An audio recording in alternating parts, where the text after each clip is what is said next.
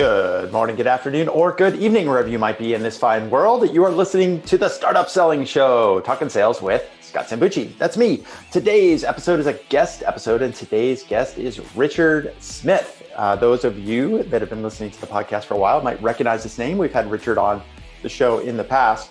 Richard is the co-founder and head of sales for Refract. He has over 10 years of sales experience working for and building high activity and scalable outbound software sales teams. He's been a regular contributor to some of the leading sales content platforms that I know that you recognize, places like Hubspot and SalesHacker. He was nominated this year as a top 50 SaaS Sales Leader in the UK. Richard is so passionate about fixing the broken mindset problem when it comes to sales coaching and helping sales people become the very best that they can be. I've gotten to know Richard over the last couple of years. We first came to know each other via LinkedIn and his posts. He is regularly posting. And when I say regularly, I mean like almost daily. He is publishing some epic posts on LinkedIn where he's sharing really specific information and ideas and tactics when it comes to sales activity, and sales coaching. If you want to find Richard on LinkedIn, the best way to search is Richard Smith Refract, because there's more than one Richard Smith on LinkedIn. So make sure you search Richard Smith Refract and you will find the Richard Smith over on LinkedIn. In today's episode, we focused in on his new book. So he and his co-founders over at Refract have just published a new book. And that book is titled Problem Prospecting: Completely Eradicate Your Prospecting Troubles by Leading with Problems. If that doesn't get your attention, I don't know what will. So Richard and his co-founders, Mark Eckers and Stu Taylor, back about a year ago, a little less than a year ago, after the initial wave of coronavirus and COVID shutdowns hit, he and his co-founders decided the way they were going to contribute to the community was simply by running these online boot camps. They were going to help salespeople who are really struggling with their messaging, really struggling with connecting with their prospects in a time that, let's face it, it was tough for everybody to do business. And through those boot camps that they ran, where they had thousands of people registering and hundreds of people showing up for these individual boot camps, what they discovered is that there's a bunch of value and message that needed to be captured and shared beyond just the boot camps that they ran. So they turned that exercise into the writing of this book. And I can tell you, like, I've got a copy, I've read a copy in preparation for this interview. And one of the things that I love about this book is how tactical it is. If you just read through, I'm going to read through a couple of the chapters in the table of contents, just to give you a sense for how tactical this is. Chapter 1, know your ICP. Chapter 2, how to find great fit prospects. Chapter 3, nail your elevator pitch. Chapter 4, how to cold call like a pro. Chapter 5, dealing with gatekeepers. Chapter 6, leaving better voicemails. Chapter 7, the objection handling playbook. The chapters go on and on and on, very, very tactical. There are specific scripts. There are specific voicemail messages that he leaves and why he leaves them in a certain way. Richard is really one of those people who pays attention to words, the economy of words, the meaning of words, and has dialed that into problem prospecting and giving you the strategies and skills that you and your team needs in order to prospect effectively around your prospect's problem. So what do we talk about today? Well, we spent a lot of time in the beginning just sort of talking about like why write this book, how the project came to pass. And I think there's a good lesson in there for you, because I know there's a lot of founders out there who feel like, man, I got like a book in me. There's some stuff I could teach my market. There's some stuff I could teach to my prospects. And a lot of times that idea of writing a book, writing the book can be a little bit daunting. And I love how Richard and his co-founders went about this process. They didn't set out to write the book. It became a very organic process based on the teaching and based on what they were sharing out there in the community, which turned into now a best-selling book. So I think if you just listen to his story, I think it's an opportunity for you to think about how you could take that same process and maybe allocate that or apply it to your situation. From there, we spent quite a bit of time talking about ICPs, ideal customer profiles, because if we're going to talk about prospecting based on your prospects' problems, you got to get really, really clear about who is your ideal customer profile. Richard talked about their journey at Refract and how it took them more than 3 years to really dial into their ICP and the process that they took in order to identify that ICP and dial in and focus in on that ideal customer profile moving forward, which allowed them to grow and eventually get acquired by Allego this past year. We also talked about the rubrics and metrics and ways you can be thinking about your ICP and how you can use that rubric as part of a scoring system Richard shared his scorecard for ICP assessment that he does within his team that allows them to identify whether or not somebody is a good fit, great fit prospect, or someone that may not be a great fit prospect, and how to handle those situations within your sales teams. He asked a really great question that you could be asking to yourself and to your sales team about how to identify the core problems and how to communicate those core problems back to your prospects. And that question is, what do your prospects moan about at the dinner table? What do they moan about at the dinner table?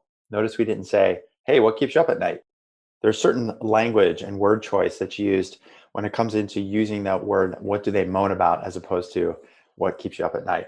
And then from there, we wrapped up with some really tactical tips around how to think about cold calling, how to think about prospecting and messaging, and what does it take to be human in your interactions with your prospects in order to gain higher levels of credibility, get some engagement, and then move from those first 20 seconds of an outbound call or getting somebody to read those first line of your email to a place where they're engaging in a conversation with you so you can talk about their problems and how you might be able to help them out. So as always, really tactical episode here on the Startup Selling Show. And as always, a really great guest and a guest expert here in Richard Smith. So excited to have him on the show, excited to bring this episode to you. So buckle up, dig in, and make sure you take some notes, and also make sure you grab a copy of Problem Prospecting, his latest book. Okay, that's it for now. Let's head over to my conversation with Richard Smith. Scott Sambucci. Richard Smith. Richard the Lionhearted, maybe. Yeah, I think my grandmother used to call me that. Oh, she did? How's things going? Why did that make you good? I'm curious, how did 8-year-old Richard feel when her grandmother called him that? Like top of the world. Oh yeah? Made you feel good? That's cool. I like that. My son's name is Benjamin, and his friends call him Benjamin Franklin. Cool. It's like, hey, that's not bad, Look, man, it's good to have you back on the show. You're like one of our few repeat guests. So I'm super stoked to talk to you. So much has changed since the last time we talked.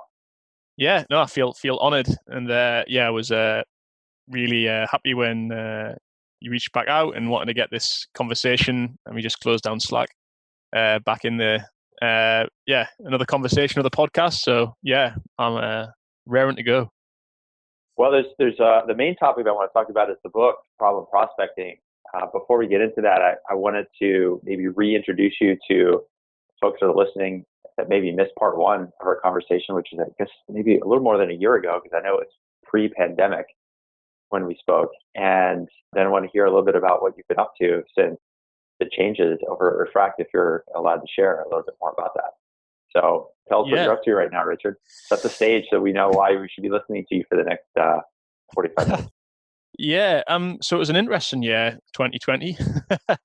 I think if you said to me in March and April time, hey, fast forward to December, and you guys will have grown 100% and you'll be acquired, I would have thought you were crazy, to be honest, because we went into the start of 2020 with a lot of buoyancy. Things were looking good. Then COVID hit, and I think I've shared this on another podcast I've been on recently, Scott. It's fair to say that in March, April time, like I just felt like Refract, like our world was on fire, as I'm sure many other people listening to this will be experiencing the same thing. And if you consider that what we, at Refract, we sell to sales teams, our product is sold primarily to sales teams. And I'm not sure if you guys use the phrase furlough in the US, but in the UK, obviously there were clients of ours and prospects that we were just about to sign up who were suddenly furloughing their entire sales team almost overnight. And you've got no sales team, you've got no use for our product. And we had customers that were in the hospitality space and the travel space, and industries that have been impacted more than most, who themselves were in a bit of a bad spot, a lot of uncertainty. It was a little bit like, it was like firefighting at the time. It was like crazy. Like we've got, we're a SaaS company, so we had people requesting to pause their subscriptions and cancel because we don't know how long this is going to go on for. And it was chaotic. And I think it did require at the time a bit of a level head of like taking a step back and looking after customers and being understanding. And from a sales perspective, it was like, right, let's pivot, let's find the people who need our stuff right now, and maybe let's change the messaging up. And we kind of got through that period, and we always thought, despite the craziness, we always thought, hey, what we do as a business lends itself perfectly well to those sales folks who are now sat in the bedrooms and the spare rooms working from home.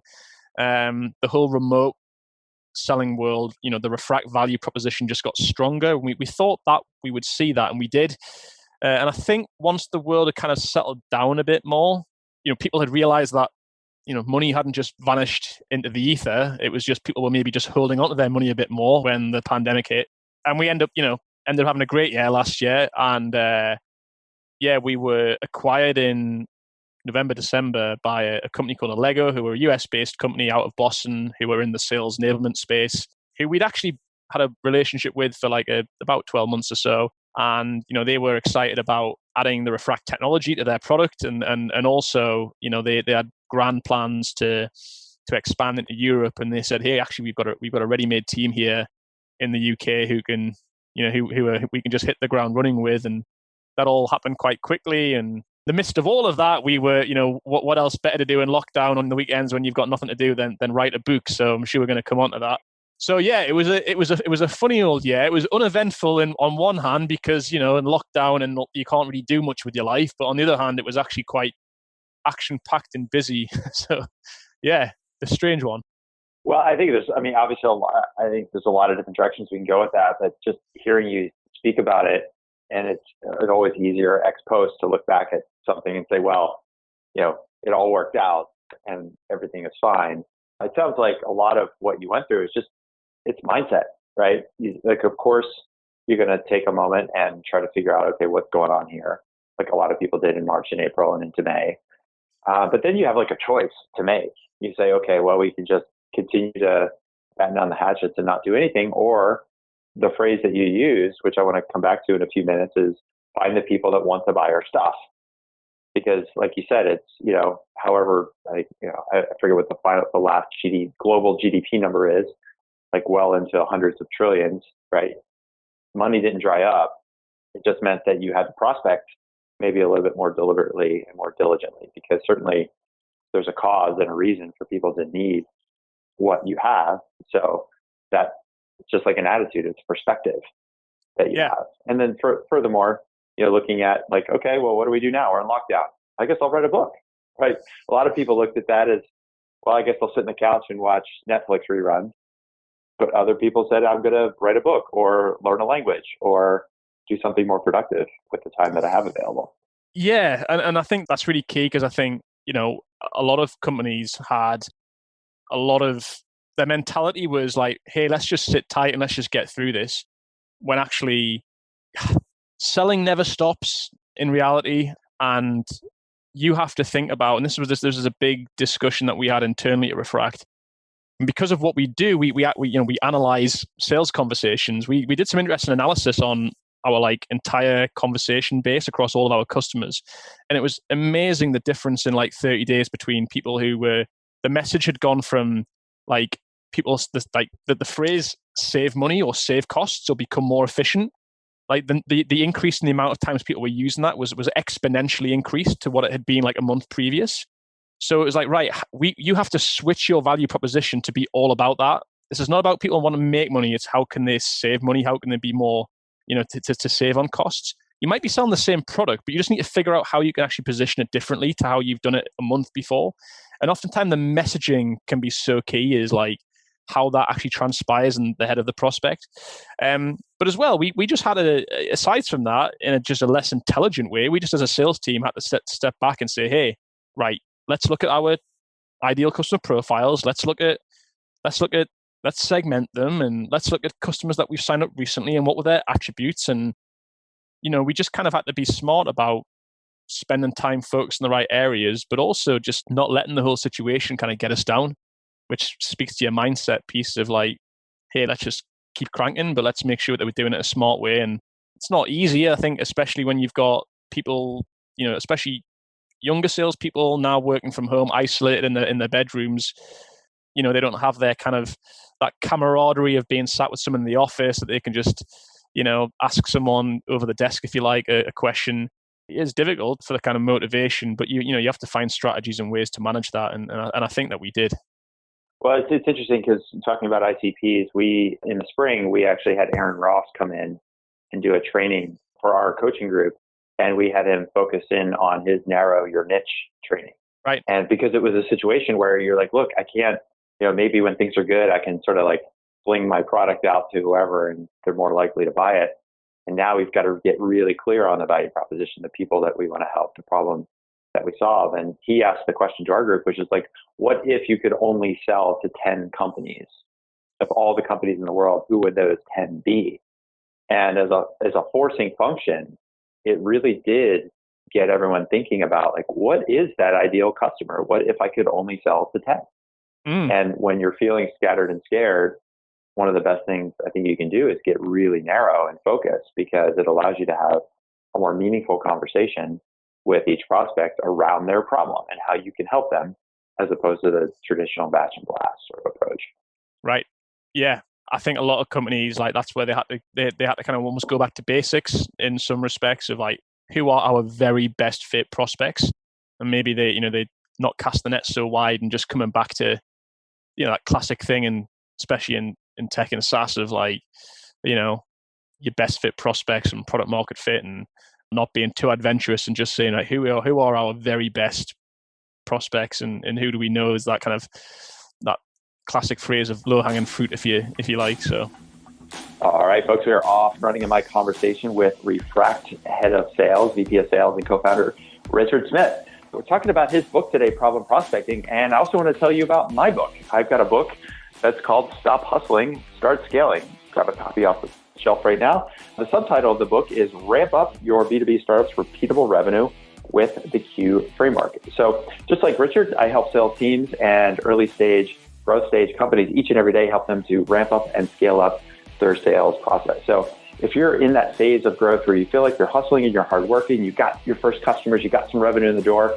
but you're really having a hard time with a more repeatable, scalable sales process, then this book could be your first start. This could be a place for you to start to get really, really clear about what are some of the core frameworks and how should you be thinking about your sales process in a way that allows you to address your customers and your prospects' problems, to make sure you're identifying the right buyer types. Talk about value propositions and implementation plans as part of that selling process that you want to build to get more repeatable, to get more scalable in your company and in your startup. So you can easily get a copy over at salesqualia.com/book, salesqualia, QUALIA.com/book. You're also welcome to shoot me an email. We help B2B startups each and every day to ramp up and scale up their sales process. So if you want to learn a little bit more about how we might be able to help you through our coaching programs, our workshops, and other ways that we're helping out founders and early stage tech CEOs, you can also just shoot me an email. Send me an email at Scott, SCOTT, at salesqualia, QUALIA.com.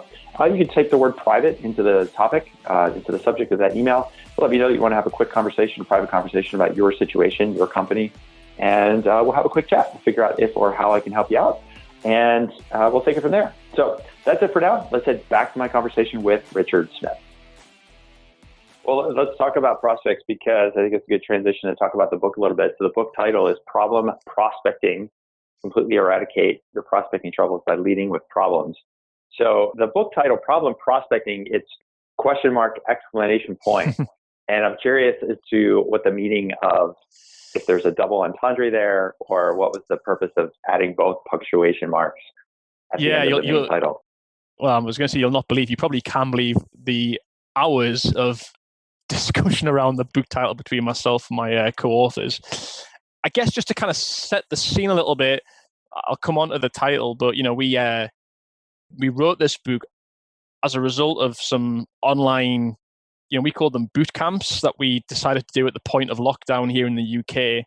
Myself, Mark, and Stu, who are my colleagues at Refract, where we just said, hey, let's just do something to kind of help people, maybe in mind people like a lot of SDRs, if you like, young people who, are in that situation where they're suddenly, some of them may have even started their job like that month, and now they're kind of find themselves, cut off in their bedrooms working and trying to trying to figure it all out, said, hey, let's just do these like online boot camps where we just open up on all the stuff that we've learned over the years. And, I think we kind of said, hey, let's see if we can get like 30 or 40 people to one of these things. And we were just blown away by how many people registered for this online boot camp. I think we had 1,000 people registered for the first one, and about 600 to 700 people showed up. We just could not believe it. And it was just us posting about, promoting it on our LinkedIn pages. And it was like, we designed to say, hey, this is, come along, and we will just basically show you and tell you stuff that we've used from a prospecting point of view in sales that's worked for us. It might not work for you, but hey, and people really loved it. And, from there, Mark had the crazy idea to write a book, and that's how we got started on this thing.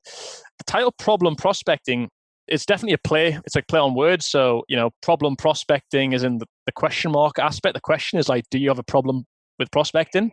And the exclamation mark point of it is more around like almost the kind of the methodology or the framework that we have around prospecting. In other words, like a problem-led approach when it comes to prospecting. And it's one that we've practiced and preach here at Refract, where I think in sales, we maybe overcomplicate things too much by talking too much about, the product, or talking too much about jargony stuff that people don't really understand, when actually it's, hey, if you can just lead with talking about very specific problems that that your ideal customer profiles and the personas in those profiles are facing on a daily basis, everything in prospecting just gets easier, because it becomes less about your product and, oh, we've already got one of those, or hey, we already do that. It's more about, yeah, I'm suffering those problems. Like, what's the solution, or what have you got?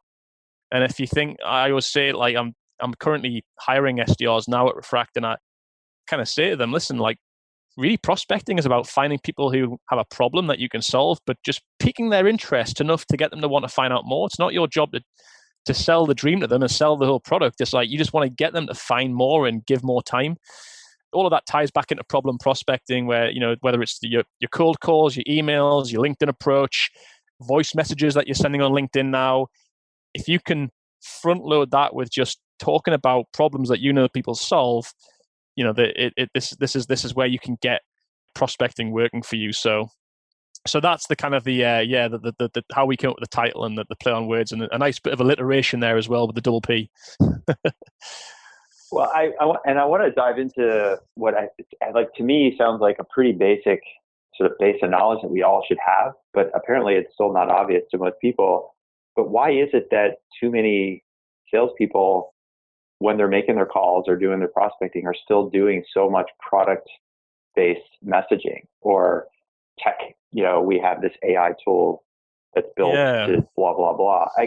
To me, it's almost like talking to somebody who knows that the earth is round versus the earth is flat. It's like, in my world, in my mind, like, I would never call somebody or teach somebody to call and start talking about the product, or batch and blast a big email with 3 paragraphs all around the AI and the VCs that funded our company, right? It's like, basically, it seems like basic knowledge to me, yet obviously based on the reception of the book and the boot camp and what you're teaching and what other people teach, it still seems to be that most of the salespeople out there are still doing this product-led approach. Like, well, I don't understand why this is still a thing to even discuss. Yeah, and that's the thing. Like, it's not like, Scott, we wrote this book and thought, hey, we're coming up with some kind of thing that nobody's ever thought of before. It's like, we just kind of consolidated it down to, that's what it's all about, really.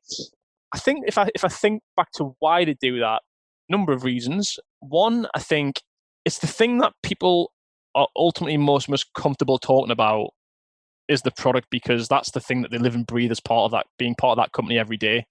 It's kind of like salespeople start in a business that you can bet your bottom dollar in most companies, in the first sort of 2 days, they're getting like product training sessions, right? And it's like, hey, we haven't even talked about like who we sell to or why people buy or the challenge pain people buy. They kind of like, it's like, hey, have 3 hours with our product manager to go through the product, so that it's almost like in their head, they're getting this prioritization of, hey, the product's really important and I'm going to learn all these features. And, I said hiring salespeople now, and I'm like, hey, they're not even seeing the product until like the 4th or 5th day of their onboarding. Like, I don't want them to think that's the important thing.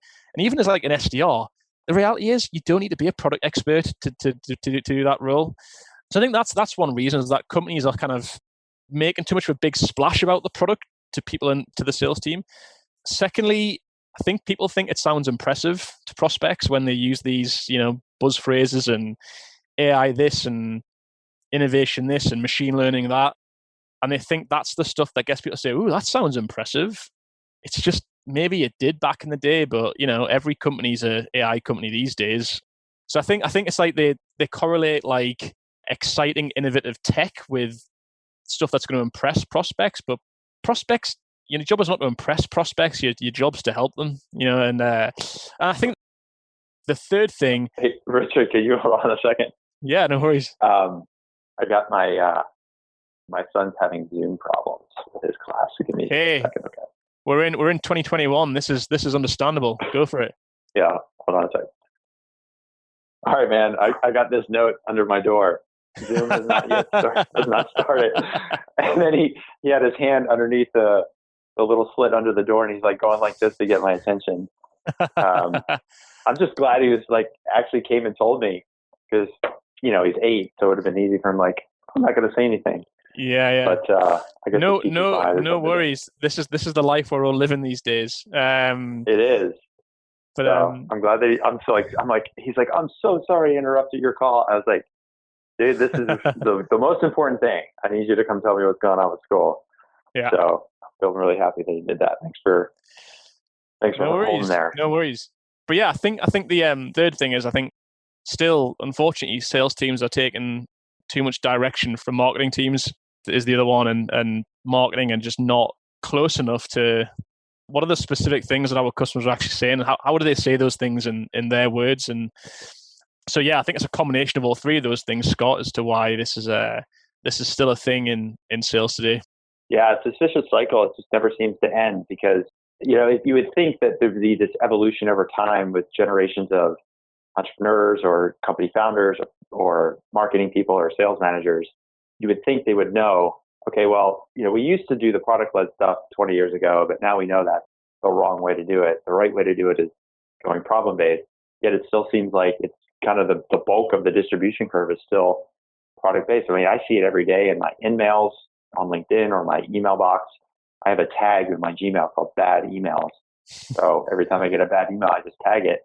And I keep it, and I use that as an example to coach our clients. Like, this is the opposite of what you should be doing. And then we can talk about what's wrong about it.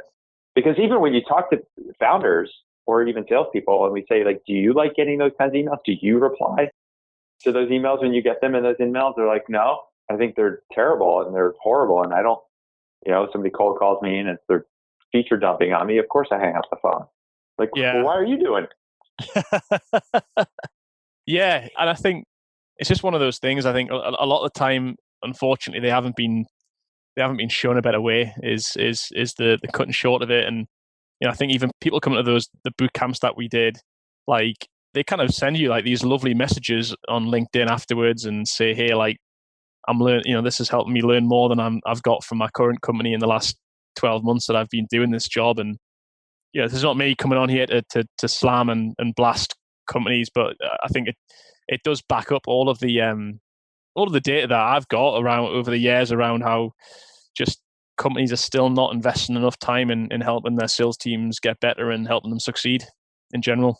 Well, I'm looking at the table of contents, and just for anyone listening, definitely grab a copy, because just the table of contents, before I even crack the book open, it's like clear how actionable and tactical the book is. So just reading through some of the chapter titles, nail your elevator pitch, how to cold call like a pro, dealing with gatekeepers, leaving better voicemails, the objection handling playbook, how to write killer emails that get responses. Like, these are the first 8 chapters or chapters 3 through 8 of the book. So, like, number one, this is a highly tactical book, and I know this is based on the boot camp that you guys were running.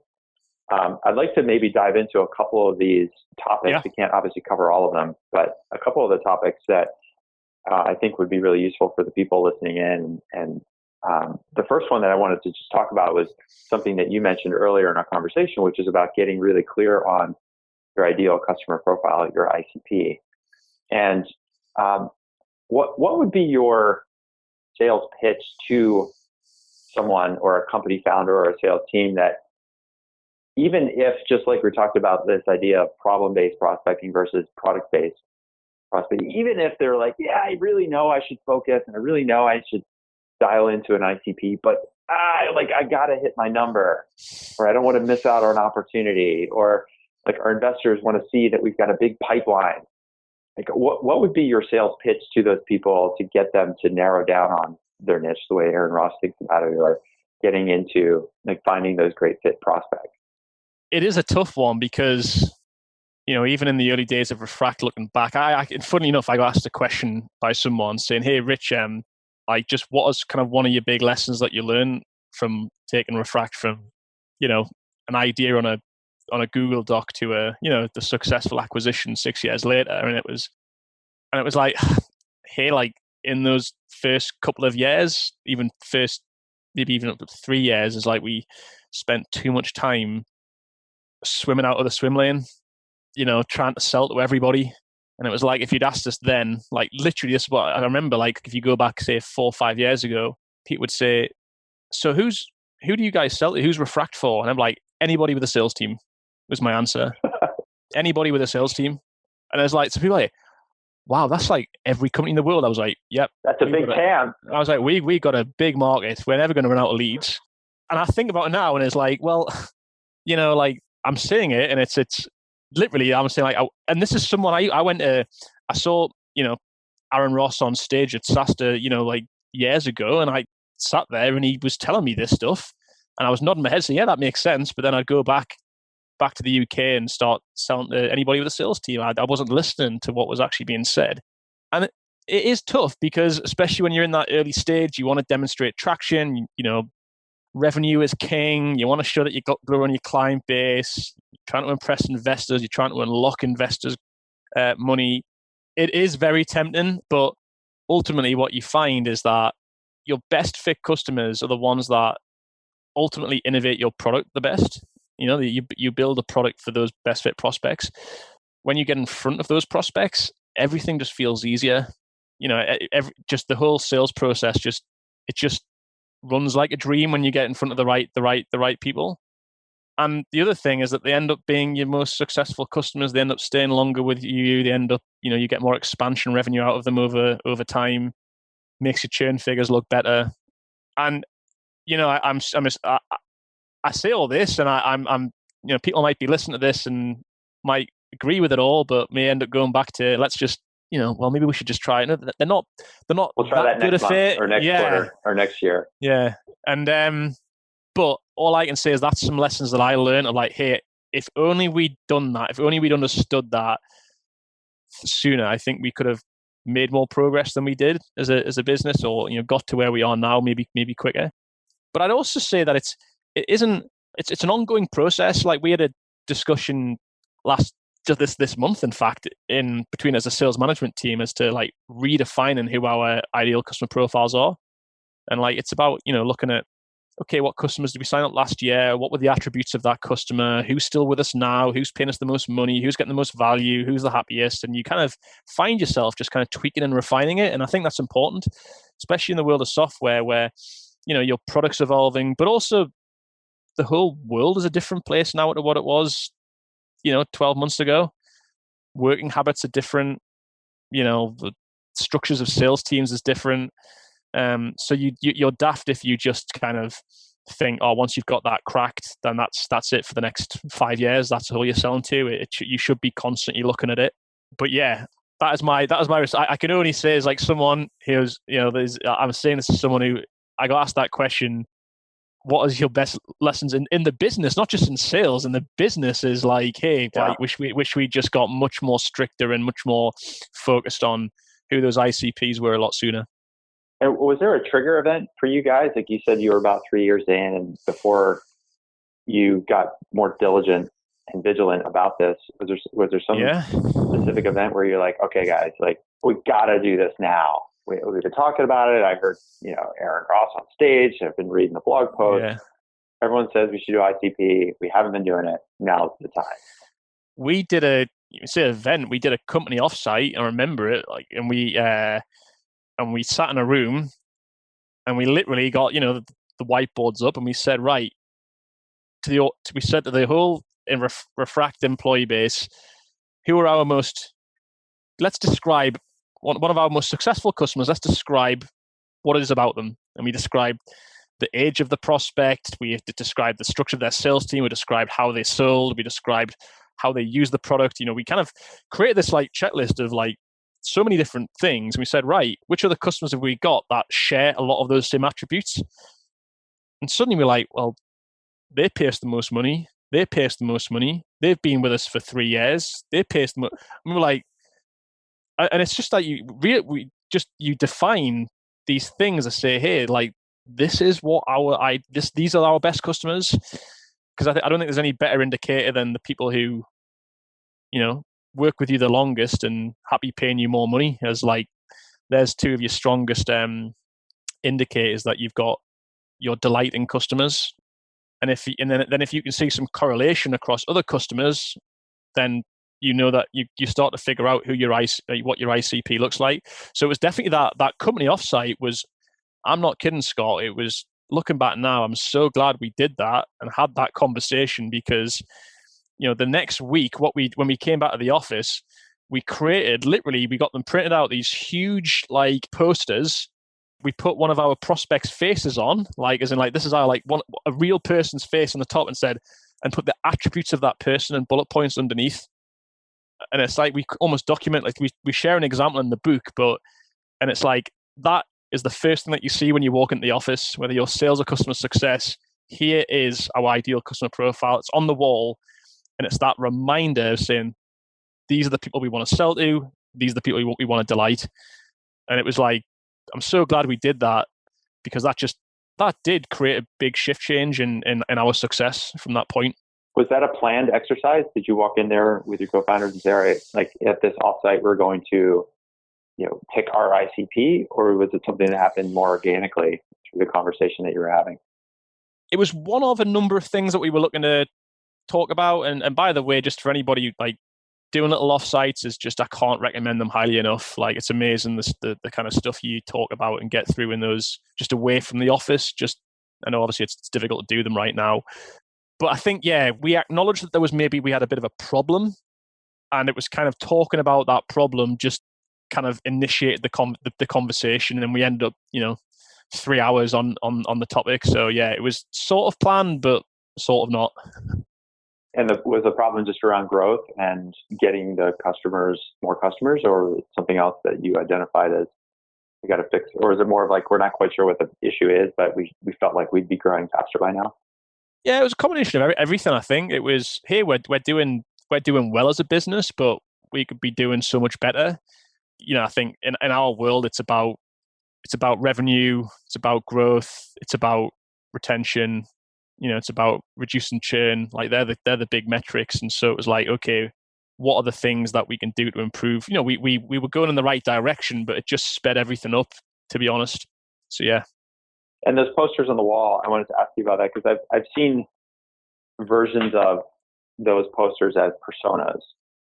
And I think a lot of times people interchangeably might use the ICP with the persona. Were you thinking those as the same, or were you thinking those differently? Because often I think about personas as more like a product-based exercise. Like, this is it's a good question. So Valley sales manager who does this thing every day versus the person. Yeah.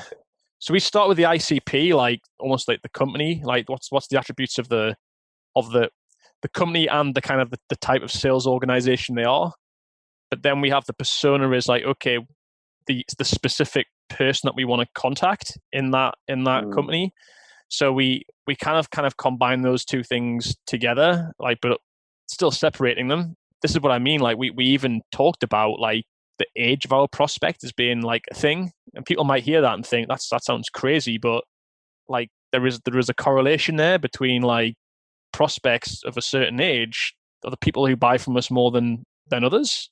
It's not, that's just something that we've learned of like saying, okay, well there's a trend there, and it's amazing what you can, the super specific things you can actually pick up about your best fit customers if you truly analyze it. I think that's what it's all about. It's trying to find more people who spend less time selling to people who probably aren't going to buy from you, more time spent selling to people who are going to buy from you. It's a very simple message, but we sometimes forget about that a lot of the time.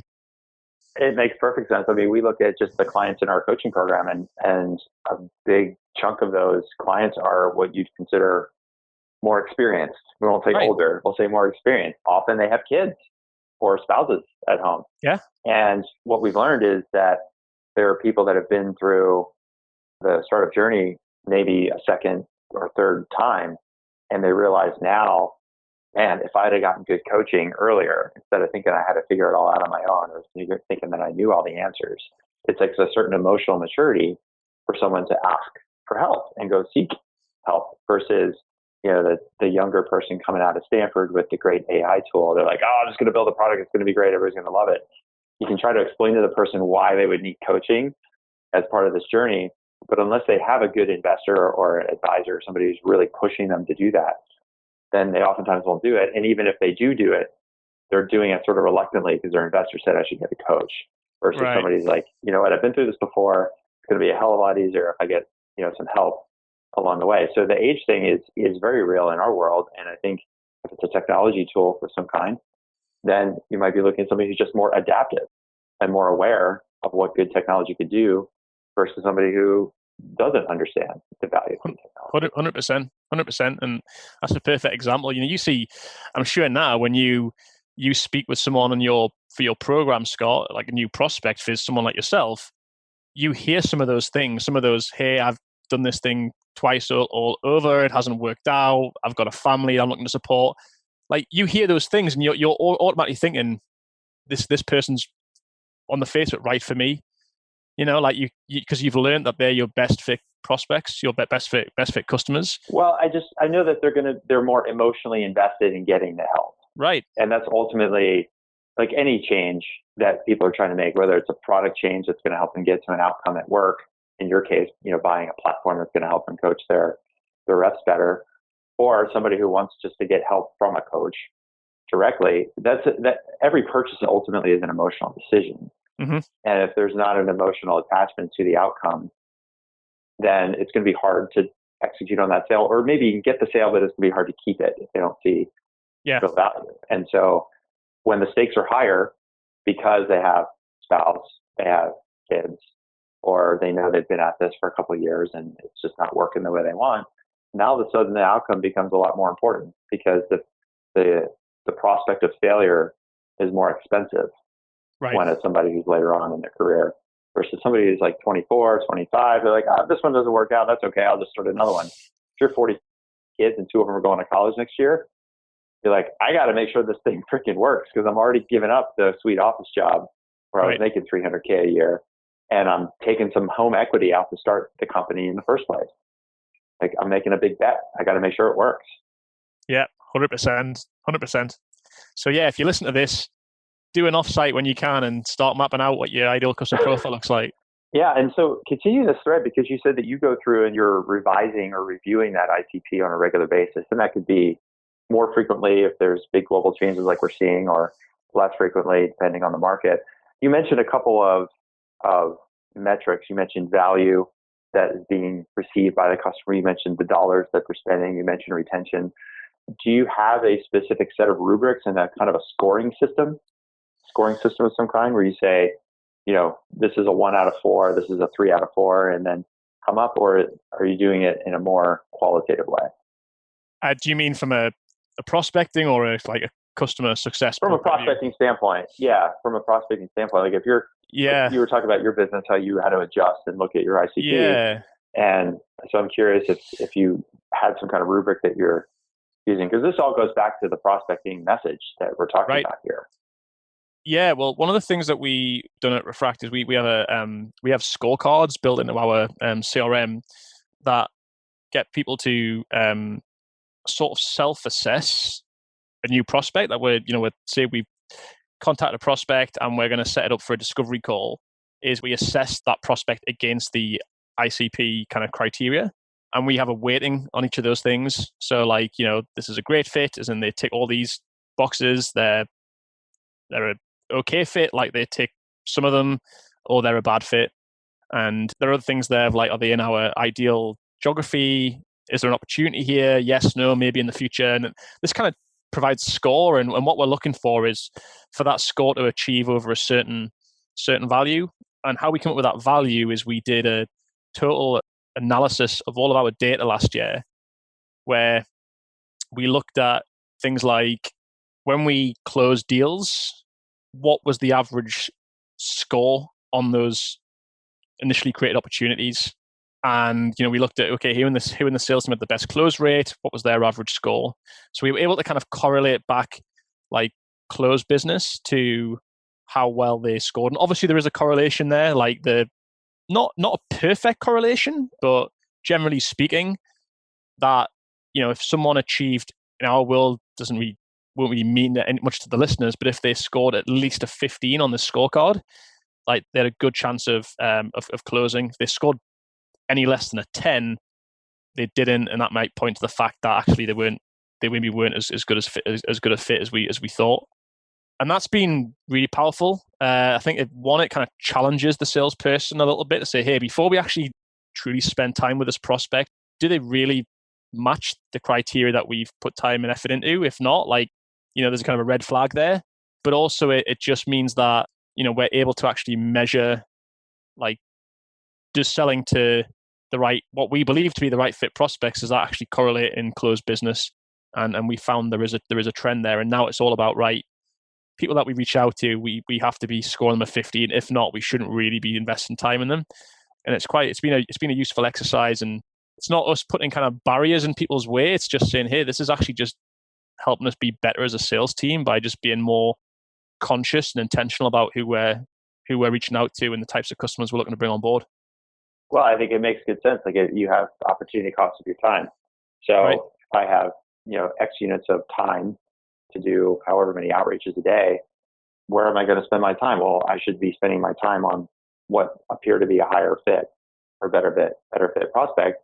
Because if I don't, then I'm going to be grinding and wondering why people aren't getting back to me. And the people that do score over 15 in your case, this goes back to the prospecting and the messaging that you talk about so much in the book, which is like nailing that elevator pitch and how to pick up the phone and do a cold call like a pro, and how to deal with objections early in those conversations. Because now based on past experience of your successful customers, these are the problems that we solve. So that should feed into the top of funnel messaging that I'm using every single day. Let's get into a couple of the tactical pieces here of the book. And again, I know we can't go through all of it, which is why people should buy the book.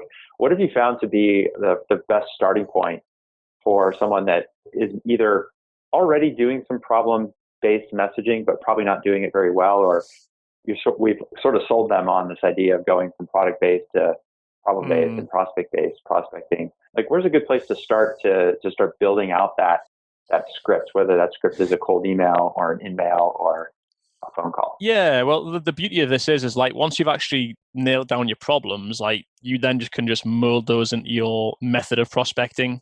It oftentimes, like, this is the kind of starting point, and that's kind of why we in the book we start with, like, nail the elevator pitch, and actually the stuff that you nail from that just feeds into all of your other prospecting methods. I think, like, one of the exercises I do with salespeople is I kind of call it, like, what does your prospect moan about over the dinner table on a night time to their partner? I ask them that question, and I'll say they're certainly not moaning to their husband, wife, boyfriend, girlfriend, whoever, about, I don't have enough conversation intelligence on my sales teams right now. Like, that's not what they're saying. What they are saying is, oh man, I'm super nervous about us hitting target this month. That's what they're moaning about over the dinner table, and their partner understands that. That, and you could say that to anybody in your world, and they would understand what that means. And that's the words and language that they use. And so I think anybody listening to this, ask yourself, what do your prospects moan about over the dinner table to their partner on an evening? And I almost can guarantee it's not the sort of words and language that you're using in your cold calls or cold emails, because I don't know, people think that their prospects aren't humans at the end of the day, and they don't use that language, when that is exactly the language that they use. So, and just start with maybe, like, two, maybe three, but ideally two, just key problems that you think are, as far as problems that you help solve, like the two biggest problems that your prospects will feel and moan about on an evening when they're having dinner over the table, and look at the language that you're using and think about how they are saying those problems, and you'll actually write it down and think that just looks like so simple, basic language. And that's the whole point, because that's the language that your prospects use. They don't use fancy jargon, technical speak. They use the same language that we all use when we're sharing our frustrations in life with people that are close to us. So that's the kind of, I guess, as a starting point is where I would start, and then how you then implement that into your different outreach. Obviously, there's more to that. There's frameworks and stuff, but really that's the starting point. Words, Richard, and I want to enormous compliment, because like I've noticed in some of your blog posts, I've seen this in the book as well. Like you did a post the other day, which you introduced a question that an SDR could use if you're getting a little resistance. You said, "Is it okay if I push back gently?" Like that seems like it was like a thought out. You didn't just say, "Hey, do you mind if I share a couple different ideas or different perspectives?" Like there was some real thought that went into that. And this question that you're just sharing here, which is like, what do they moan about with their partners at dinner? That's a similar question to like, what keeps you up at night? But it's not the same question. And I'm curious, did you purposely choose this form of that question? What do they moan about with their partners at the dinner table? Because it is a very different way of thinking about that question. When you ask someone what keeps you up at night, I mean, one, that's quite an old-fashioned question I think prospects have become a bit tired of. But secondly, it's a question that they're asking themselves. And so when you're asking that themselves, then the temptation is that the language is different. Whereas like, what are they moaning about to their partner about is they're telling their problem to somebody else.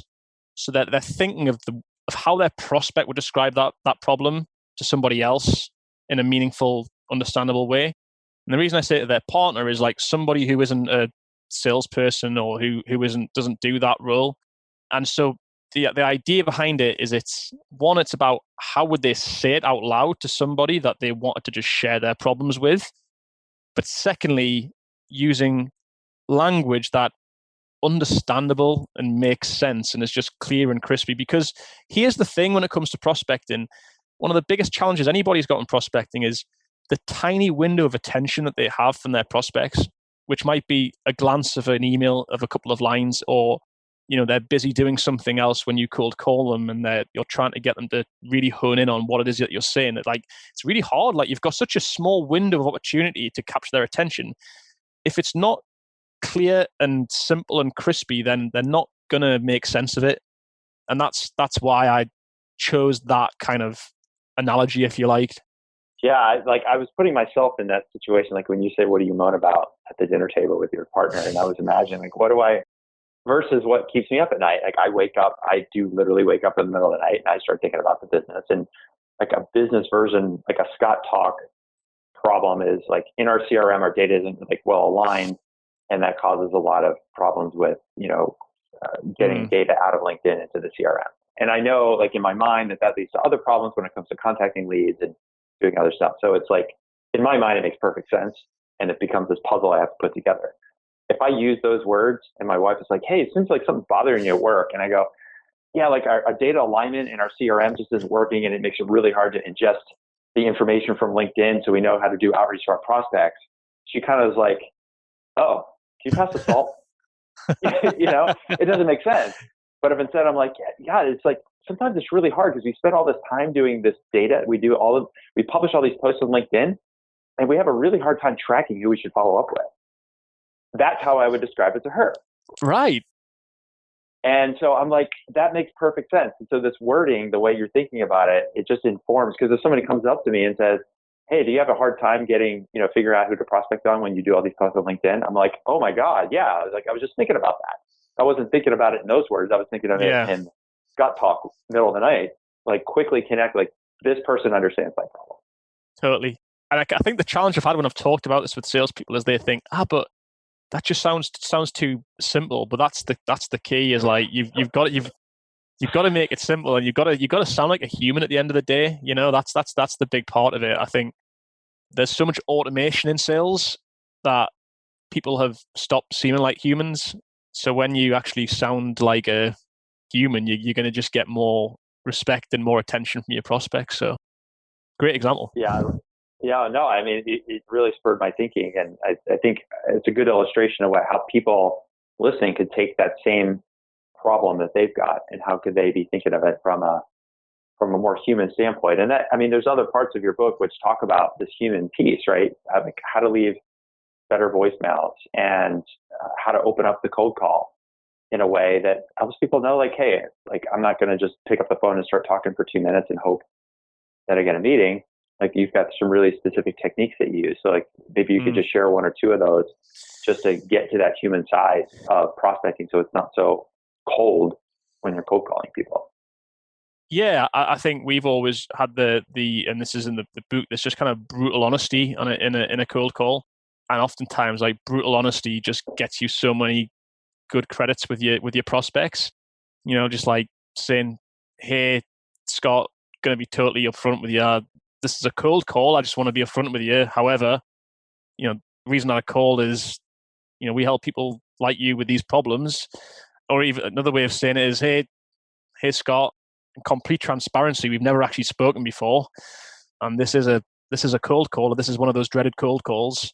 But the reason I wanted to speak with you specifically, even like using that phrase, the reason I wanted to speak with you specifically, you're immediately thinking this call is very intentional. This person has a very specific reason. I'm not on a list of 200 people, even if you are. But the choice of words you can use can just make the prospect feel differently. Like, hey, like actually this person sounds like they've got something that's just for me.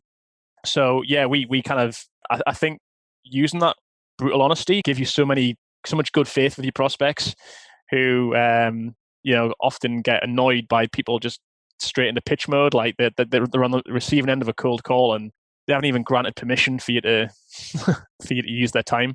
So yeah, so there's just a couple of things, like little snippets of I think for people to leverage is, to get prospects to open up, to get them on side early on, and oftentimes that brutal honesty is one of the best things that you can do, just to get them to say, yep, go ahead.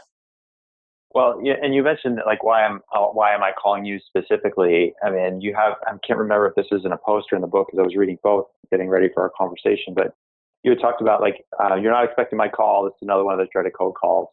But maybe I could tell you by a person who also went to the same university as you, and then you insert university name. Yeah, or, that was a somebody who's LinkedIn. also a Liverpool fan. Yeah, that was a LinkedIn post I did last week where it was, and again, this kind of stuff is in the book. But I said, literally 30 seconds of research, I saw this guy. He'd been at University of Liverpool, same university I went to at the same time. And my call opening was, hey, this is a sales call, but from one fellow University of Liverpool alumni to another, can we have a quick chat? And it's like straight away, he's like, love it. Like there's relatability there. It's a bit different. And, in prospecting, being different can unlock so much success. It's just, there is so much noise out there from a prospecting point of view. That's not a bad thing, because the more noise there is, the more bad noise there is, and the easier it is to stand out. And if that's what I've always found is if you can just be a little bit different to the rest, you've got your best chance with that prospect. So, yeah. Well, it adds credibility to the call when you say like, hey, let me give you the reason specifically why I wanted to talk to you. And then you insert something that you said 30 seconds, you could figure out this person went to the same university as you. All you've done, like the whole purpose of that is to buy yourself 2 minutes. Right. Then you can talk about the problem that you've done all the research on based on the first part of our conversation. And so these work really well together. And if you're doing this the right way, maybe you don't have to have 200 people on your list. Like imagine a world if you only had to call 50 to get the same result that previously you had to have 200 or 500, because you're just, banging the phone as opposed to having conversations. Even that idea of like banging the phone, it gives a certain mental connotation as to what I'm doing. Yeah. Cold calling is a different mental connotation versus like, hey, I'm going to pick up the phone and specifically talk to these prospects today. Yeah. It's a forcing function to make sure you're approaching it the right way. Yeah. And I'm a big believer you can make less calls but make those calls well-intentional, good quality, and you'll have just as much success, if not more success, than the person just pounding the phone, with the wrong message, not leading with problems. It's 100%. I'm a big believer in that. Yeah. Well, some other tips, and I know we need to wrap up here, but in the book, going back to this idea of being human, you've got a chapter on video prospecting, you got a chapter on text messaging, you got a chapter on building your own brand and being seen as an expert. Like, to me, these are all in that category of, like, how do I not only just give myself a better chance of getting a reply, but do so in a way that is more human. It's more aligned with the way where our prospects are hanging out. Our prospects are spending time on their mobile phone. Our prospects are engaging with video. We're seeing that in numbers. Prospects are looking for expertise around their problem. So if you can do those kinds of things, then that's going to make your whole prospecting outcomes go way up, and it's going to reduce that sort of anxiety or that tension or that notion like, I got to bang the phones in order to book 2 appointments today. Yeah, and that was the key thing. Like, the world of prospecting has changed, incredibly over the last 5 years, that there are so many different methods and approaches you can use.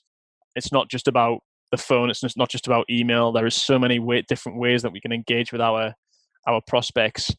But I think, again, the challenge is that so few people have been shown a way or taught how to execute those channels effectively. Even leaving a text message, there is certain things that you can do in that text, certain considerations that can be more effective than others. But you've got to use all of the tools available to you, because prospecting is never a one size fits all. You're never going to crack everybody that you need to crack with just one method or even 2 methods. You've got to expand your horizons beyond that. And hopefully this book we designed it as like, hey, this is the little kind of handbook that people can just have by their side when they're just about to start a day's prospecting or half a day's prospecting or 2 hours of prospecting. They just need to get a little bit of inspiration, and they can just flick to chapter 12 or chapter 3 and just get a little bit of an inspiration and put it to good use. So that's exactly the kind of the thought process that went into the book, is that see this as a little handbook more than anything else. Yeah, and I could also see, like, as a sales manager, or whether you're a manager with SDRs or you're a founder that's acting as a sales manager, to me, this is the kind of book where you can just say, hey guys, or team, we're going to spend, like, this week, we're going to read chapter 3, and we're just going to implement what's in chapter 3. Mm-hmm. Like, are we really, really clear on the elevator pitch? Let's all really focus in on that. Chapter 4, okay, this week we're really going to focus on cold calling. Chapter 5, this week we're really going to focus on gatekeepers, and just like use it as like a working, like you said, a handbook or a playbook, and just create conversation around it. And like, there is no one size fits all, but it's about, we tell this with our clients all the time when we teach frameworks and playbooks. It's like, adopt it, but then adapt it to your business. The frameworks work. They've worked for hundreds of companies, thousands of companies over the years. Your job is to take those frameworks and to make them your own.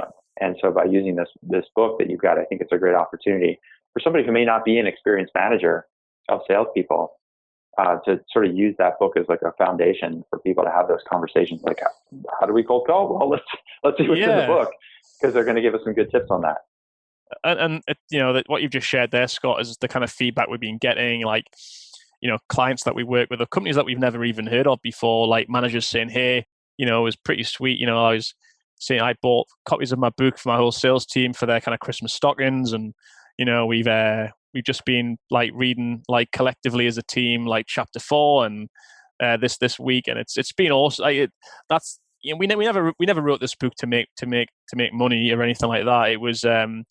It was really the most gratifying thing of it. Part of it is the sort of messages that, where we're still getting on a daily basis from people who are saying it's really helping them, which is, very fulfilling. So we're very kind of humbled about that. Yeah, well, it's a solid book, and I think it's one that everybody should grab, get on your shelf. I'd recommend. I mean, I have a Kindle version because it was easier for me to page through it. I'm also a big fan. You can see behind me, I've got hard copies of books, because a lot of the books I've purchased here are ones that I do pull off the shelf. Some of them are tabs for good reason, because I go back to them as reminders over the years. So definitely recommend grabbing a copy of the book. So where, as we wrap up, Richard, where can people find out about you, and if they haven't heard about Refract before, and how you can help them coach their team members? Where's the best place to go? Very active on LinkedIn, as has been hinted. So I always say, like, make sure you search for Richard Smith Refract. If you just search for my name, there's about 100,000 Richard Smiths on LinkedIn, probably in the UK alone. It's not the most unique name. So yeah, Richard Smith Refract, connect with me on there. And yeah, I think if you're interested in finding out more about Refract and what we're doing, just drop me a message and I'll be sure to help. I think it's great to do these things. And, I think the last podcast that we did, Scott, had, a number of people who connected with me afterwards after listening to the podcast, which is really nice. And, good. And I'm super happy just, swapping messages about sales in general, sales challenges or anything like that. So yeah, even if you have no interest in Refract, then, still connect with me. Yeah, I definitely want to follow Richard. He's publishing tons of great stuff almost every day, it seems like. And I've seen your posts with lots of comments and you reply to most of those comments. And you're doing your boot camps and you do webinars. I mean, you're definitely from the giving mindset. And so if you're in sales, definitely follow Richard because you're going to learn something I do every time I check out one of your posts. So I appreciate what you do. And I appreciate you spending some of your time with us here on the podcast with our audience. So we'll make sure to get this up and share it out to you so you can share it with your tribe as well. Yeah. There's some good stuff in here. Yeah, loved it as ever, Scott. Always enjoy the discussion with yourself. So yeah, thanks for having me on again. All right, man. So I might start calling you Lionhearted from now on. Is that okay? That's your new nickname. We'll put that as your nickname in our CRM. Go for it. Cool, man.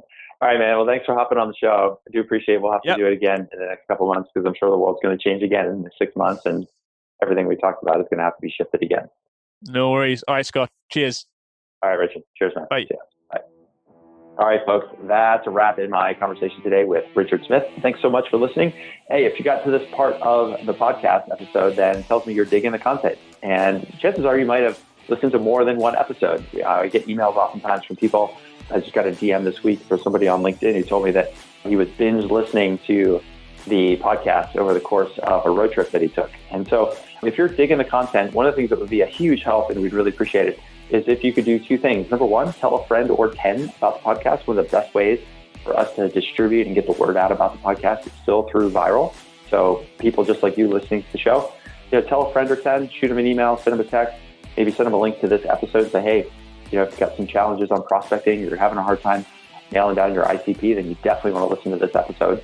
So that'd be one thing you could do to help us out. The second thing would be to leave a review. So if you're listening to this on Apple Podcasts or Spotify or any of the other podcast listening platforms, those reviews are a huge help to us. It helps us know what we're doing well and how we can improve. And it also helps that our show get boosted in those platforms so that it can show to other people just like you and recommend our show to people just like you as an option for them in their podcast playlist. So that's it for now. Thanks so much for listening to the Startup Selling Show, Talking Sales with Scott Sambucci. We'll do it again soon. Thanks for listening. And in the meantime, have a great one. See ya.